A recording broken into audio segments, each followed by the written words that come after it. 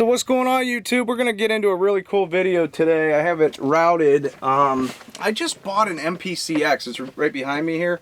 Dude, that light's bright. It's all good. I guess you can't complain about not seeing me, but I can't see what I'm doing. You there? I'm just messing with you. So I'm gonna welcome myself back to the YouTube thing. I'm very fortunate. I thank God that I get to do what I love, and I think there's a lot of people out there that want to do the same. My best advice to you is don't be afraid to go out of your shell. I remember when I was like very young, like 15, 16 years old, and I want to share this with people on YouTube. My cousin passed away when I was 19, and at that moment I felt like there was a comfort, you know what I mean? There was go to school, pursue recording, and I would highly recommend, if you're watching my videos, still pursue school. Don't try to learn everything, you know.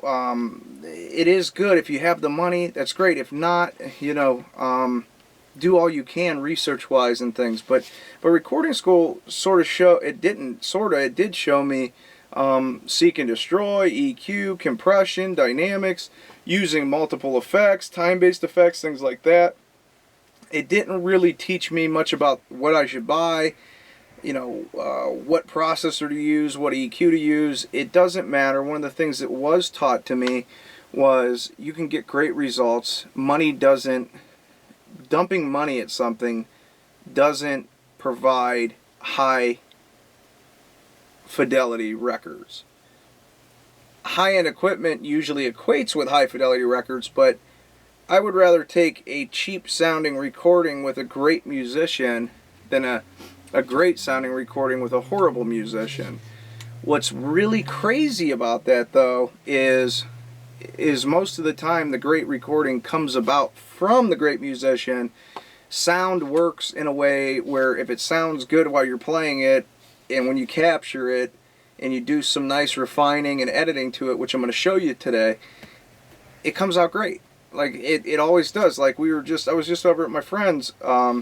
He's a guy that I was helping with Pro Tools, and he knows a bunch of, you know, really great players. I mean, this one guy was in some band that I wasn't aware of, but I mean, they traveled nationwide and they were a big act and toured and they did all the nine, and they, you know, like, that shows that I'm still a little bit young, I guess. But this guy played bass, and he was like excited to show me the bass part. I was like, wow, dude, you did a great job on that. But then I started thinking about it. The playing complemented the great job. So now he could be just himself and mess with some of the bass plugins he had, you know, work with the compressors he had, and he really did refine it in there, and he tightened it up. But man, it really has to come back down to the player. The player was on point. Whether you're a sample-based artist, if you're a vocalist, your instrument is your vocals.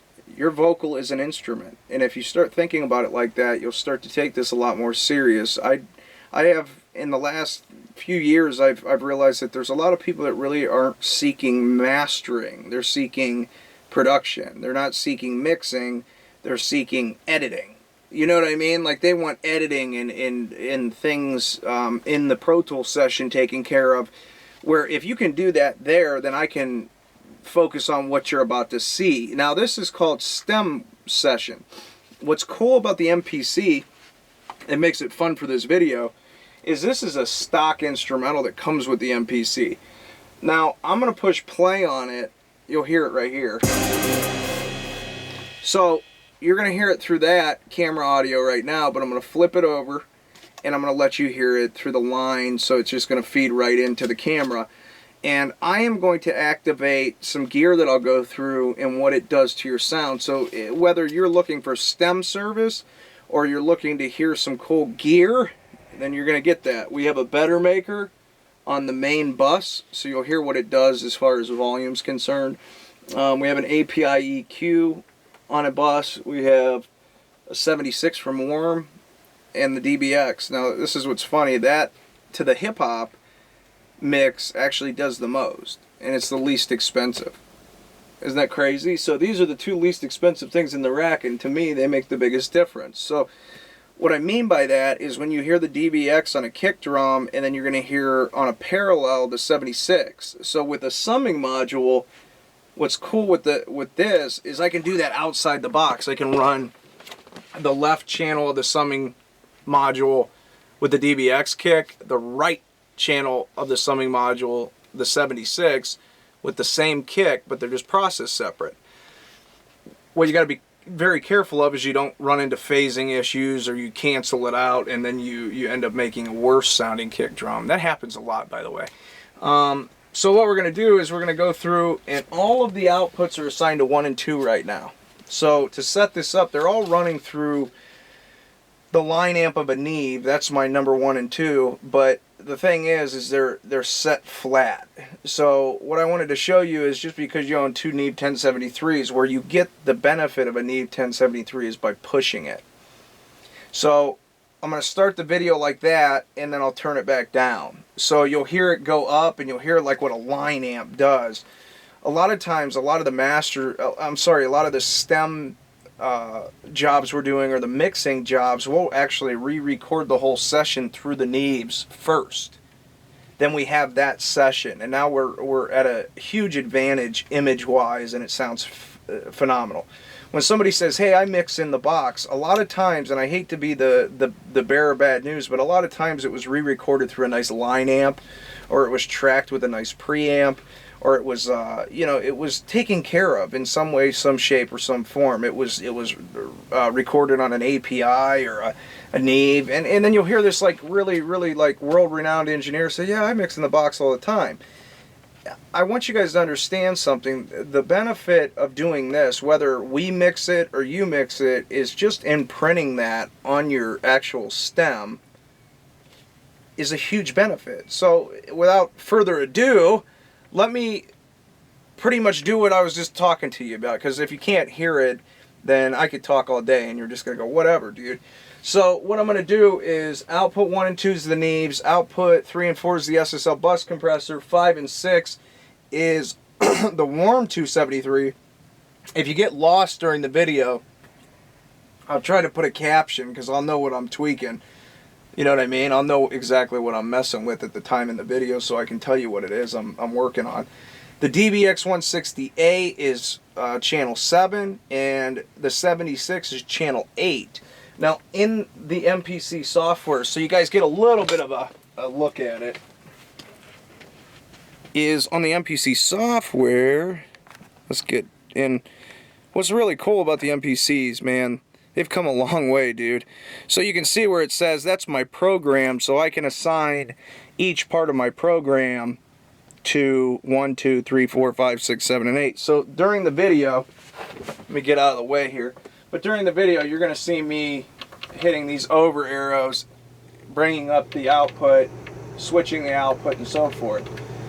So the first thing I want you to listen to is the kick, and I think it's like a brassy kind of dramatic hit that I'm going to run through the DBX and 76. That, like, to you out there that is looking for that next thing to process audio, I did a video on the DBX a long time ago, but I still think for your money, to get a kick drum to sound like what a DBX does to it, I don't think there's another piece of equipment that does it better. Now a distressor, you know, that's a great vocal. Like if you had just one DBX for your bass, one distressor for your vocal, that's a great combo. If you had a 76 from Warm for your vocal and a DBX for your bass, you're going to get a lot better mixes. Now what I would highly recommend is getting 2 line amps. So let's zoom back out. I'll speak to you for like another 30 seconds because I want to say this.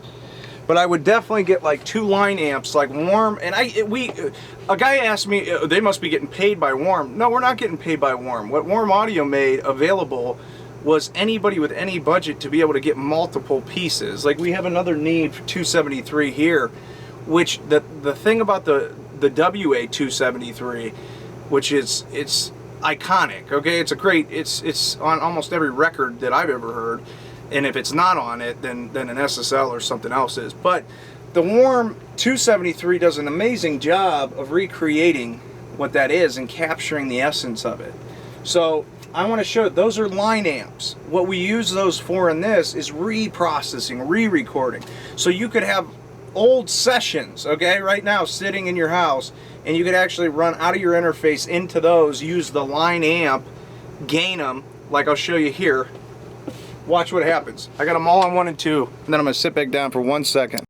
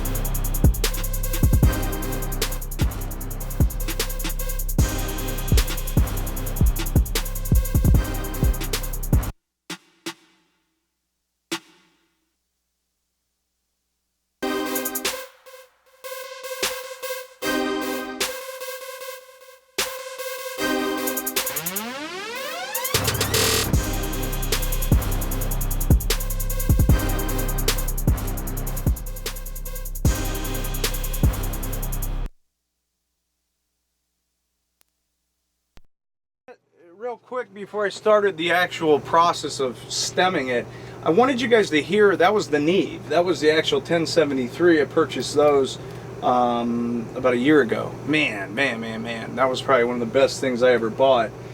Once I had the gain stage, see a lot of what I think even I was leading people not to this information, but the line amp is so important because that's what gives you your tone and your dimension. And you notice it's not just volume, okay? Volume's deceiving. I could turn it back down and I can offset and compensate, but it's how big and full and the image becomes very present. Now, a lot of people were asking me about layering, so you're going to hear the WA-273 layered in this. So let's get into it. I'll start messing with it. You'll hear the kick. Watch how the kick's just going to change instantly because I'm going to assign it to 7/8. I'll let you hear it for a little bit and then I'm going to assign it.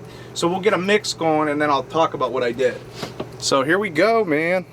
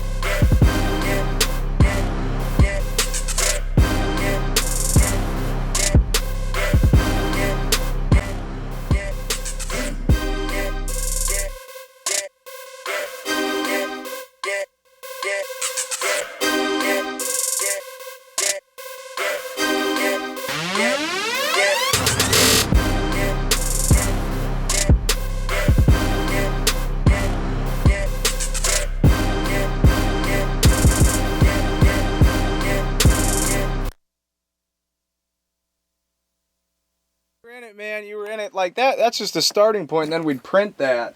To me, if you're really paying attention and listening at home, I mean, this rack is set up to do that, to make just a song come to life. And that's something that once you have that, or you want us to finish it, if you can rap, like this is a hip-hop song, obviously, but if you could rap over that, like the last part of that, when you started to hear me put it together, once you get that, that was the actual WA-273 in the mix. Some guys were asking, does it mix well? That with this, with the DBX, there's something about that combo. There's something about summing the kick, and if you noticed at first, the API, I had it on like 0.5, so you really could barely hear it. And then I cranked it up to a decibel and I really hammered it, and you noticed it got real loud and big. You know, I'm a human. I was like very, very, very mild compress. I meant mild EQ when you put it on this 0.25 decibel. So anyways, with that being said, I adjusted this, and I think it might have even been bypassed at the beginning of it. Like I said, I'm human. So one of the things you can do with a kick with two different compressors is I can take the one compressor and like change it so it's the snap of the kick. Like that's what I was doing with the EQ. I was trying to bring up the snap, but now with this stem, okay, it wasn't just the kick drum. This is usually how a stem session goes though, and that's why I did the video. A stem session usually has multiple things on the same stem. So think about it when you send your stems. If you want the snap to be a little bit snappier with the kick, you like how the kick and the snare relate, you like how those two sound good together. So solo your stuff up before you send it to us. And listen to the kick with the snare, listen to the kick with the bass, listen to the kick with the hi-hats, and then listen to them as a whole. And if they just sort of fall apart, that's when you really need some love and attention to it. And we can stem out upwards of 16 to 32 stems depending on what studio we're at. So with this all being said, if you never send it, this can give you the idea of what some hardware can do. This is one of those things where I just still to this day cannot get a DBX sound in the box. It's not that expensive of a compressor, and I just don't like what it does in the box. It doesn't do what that does. It's got this big, warm, huge, big, full kick, and you heard it in the video. The 76, I can get the plugins to sound good in the mix, don't get me wrong, those are awesome plugins, the Bomb Factory, the CLA stuff, the 76 replications, there's so many of them in the box that you can get to where you want to go with them. Okay, don't get me wrong, but there's some sort of initial drive that this thing has, like you can really hit these hard, and this is the warm one, warm 76, you drive that hard and it just like grabs it and puts it in space in the mix. To me, that's what it does. Like I can literally, like I can point to it in between my speakers. I wish you could show up in my studio and hear what I'm hearing. That would be cool, because you would say, holy smokes, man, that sounds like it's right here. It sounds right here. It's a really good image in here. That's a big, big part of mixing. The next thing is the 273.